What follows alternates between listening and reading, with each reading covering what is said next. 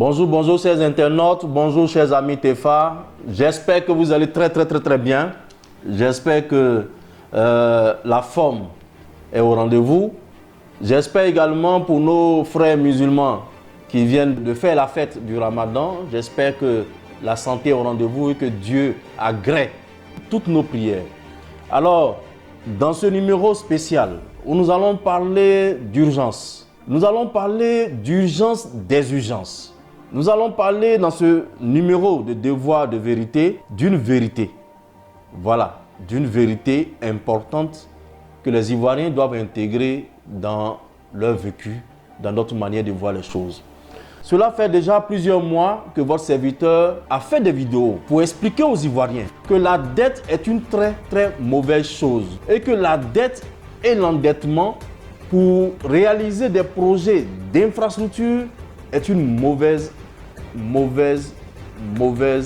technique de gouvernance. Alors, aujourd'hui, nous sommes là et nous voyons les conséquences de l'endettement. Je vais vous lire un article de Afrique Intelligence qui nous parle de l'endettement de la Côte d'Ivoire auprès du FMI. On dit, la Côte d'Ivoire, ayant perçu en décembre, c'est-à-dire décembre 2020, les dernières tranches de son programme de prêt d'environ 1,2 milliard de dollars avec le FMI, ses dettes envers le FMI ont dépassé le quota admis. Ça veut dire quoi en français plus simple? Ça veut dire que Côte d'Ivoire là, on ne peut plus prendre crédit avec FMI.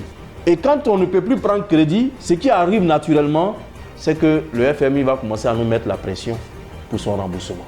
Voilà. Souvenez-vous, dans les années 1990, quand on a atteint ce niveau-là, ils ont commencé à nous réclamer leur argent. On a connu ce qu'on a appelé le programme d'ajustement structurel. Dans les années 2000, avec l'endettement qu'on avait, près de 6 322 à peu près milliards, on a atteint également ce niveau et on nous a imposé le PPTE. Aujourd'hui, nous avons atteint à nouveau le seuil critique de l'endettement. Que va décider ces institutions? Est-ce qu'on doit attendre que tout nous tombe dessus avant de se réveiller à nouveau? On va faire nos petits palabres, on va aller même à mettre sur pied X et Y, se frapper à nouveau? Ou bien qu'allons-nous décider de faire chez les Ivoiriens? Déjà, les conséquences de cet endettement sont à nos portes. Voyez-vous, nous connaissons aujourd'hui le délestage, le courant qui est rationné dans sa fourniture sur une période donnée, ça s'appelle du délestage. Faut pas, on va nous donner un autre mot. Ça, c'est du délestage. Le riz a pris l'ascenseur.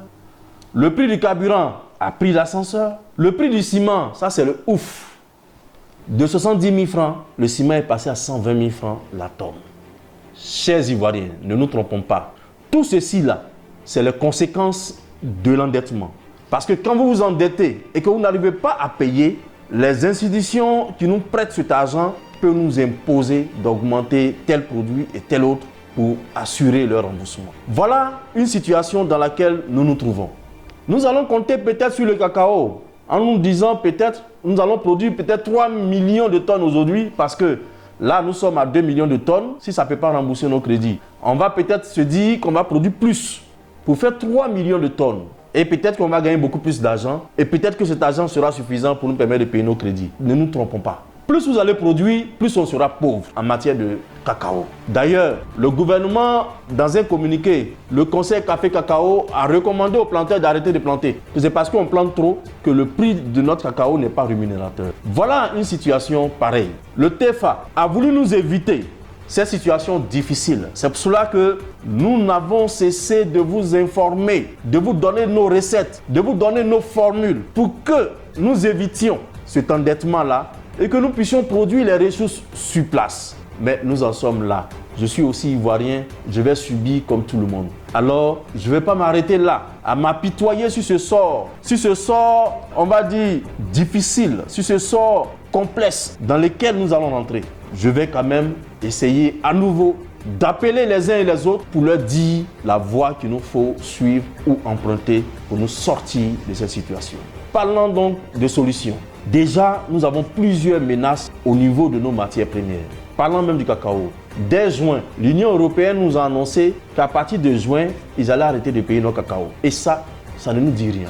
Première menace. La seconde menace, c'est que la Chine, qui est le premier consommateur aujourd'hui du chocolat, la Chine dit qu'eux-mêmes là, ils sont un peu produits le cacao sur place. Et nous avons remarqué que la Chine a fait des productions de cacao. Or, les Chinois, on les connaît. Quand ils commencent quelque chose là, ils vont faire ça en milliers, en millions de tonnes. Eux, les Chinois, ils ont déjà la technique de l'industrialisation. Alors, bientôt, ce cacao-là ne va rien signifier. En tout cas, le cacao qui représente aujourd'hui 35% de nos recettes d'exportation, plus de 15% de notre PIB, ce cacao risque de rien représenter. Alors, chers Ivoiriens, c'est le lieu de nous demander à nous tous, de nous lever pour demander l'application de la VNC, la Vision Nationale Commune. C'est le lieu d'appeler les uns et les autres à prendre de bonnes attitudes de gouvernance économique, à déjà commencer à adopter la formule que le TFA a toujours proposée,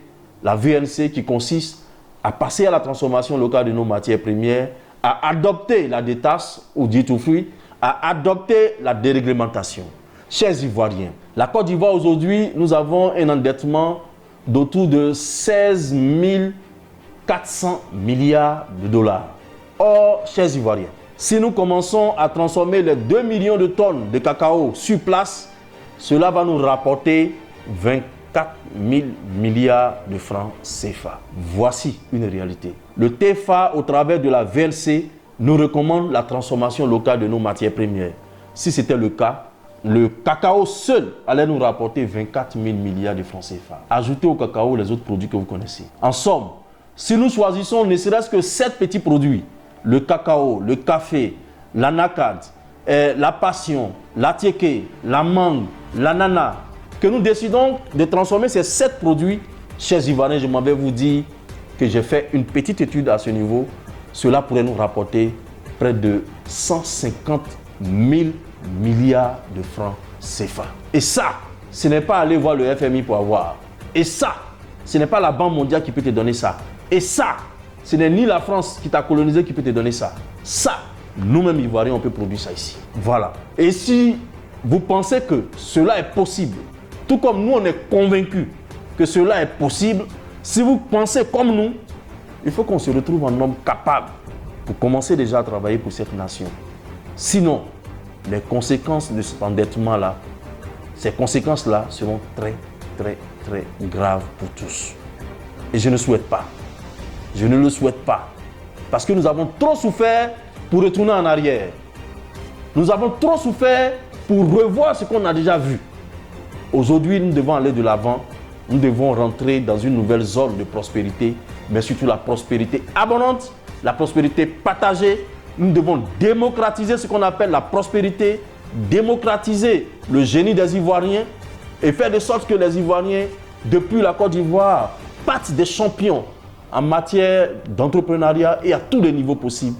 Et ça, c'est ce que le TFA appelle, et je pense que nous pouvons le réaliser ensemble. Merci et passez le message, inscrivez-vous sur nos liens pour qu'on puisse se retrouver en homme capable pour réaliser cela pour notre pays. Merci.